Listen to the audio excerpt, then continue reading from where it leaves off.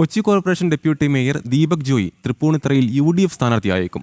ദീപക് ജോയിയെ മത്സരിപ്പിക്കാനാണ് sitting MLA K ബാബുവിന് താൽപര്യം. ഇക്കാര്യം കെ ബാബു ഹൈക്കമാൻഡിനെയും അറിയിച്ചിട്ടുണ്ട്. കെ ബാബു നിർദ്ദേശിക്കുന്ന ആളെ സ്ഥാനാർത്ഥിയാക്കി പാർട്ടിക്കുള്ളിലെ പൊട്ടിത്തെറികൾ ഒഴിവാക്കാനാണ് നേതൃത്വത്തിന്റെ ശ്രമം. തൃപ്പൂണിത്തറയിൽ UDF സ്ഥാനാർത്ഥിയായി പല പേരുകൾ ഉയർന്നു കേൾക്കുന്നുണ്ടെങ്കിലും തന്റെ പിൻഗാമിയായി കൊച്ചി ഡെപ്യൂട്ടി മേയർ ദീപക് ജോയ് തന്നെ മതിയെന്നാണ് കെ ബാബുവിന്റെ ആഗ്രഹം. സ്ഥാനാർത്ഥിയെ തീരുമാനിക്കുന്നത് ഹൈക്കമാൻഡാണെന്നും ആര് വന്നാലും സ്വാഗതം ചെയ്യുമെന്ന് പറയുമ്പോഴും തനിക്ക് കൂടുതൽ ഇഷ്ടം ദീപക് ജോയ് മത്സരിക്കുന്നതാണെന്ന് കെ ബാബു മനസ്സു തുറന്നു.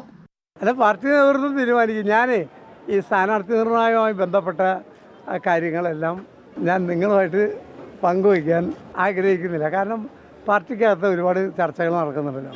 അതൊക്കെ ഞാൻ മാധ്യമങ്ങളുമായിട്ട് പരസ്യമായി ചർച്ച ചെയ്യാമെന്ന് പറയുന്നത് എന്നെപ്പോലെ ഒരു മുതിർന്ന ഒരാൾക്ക് ചേർന്നതല്ലെന്ന് എനിക്ക് തോന്നുന്നു. ഞാൻ ആരുടെയും പേര് പറഞ്ഞാൽ ആര് വന്നാലും സ്വാഗതം ചെയ്യും.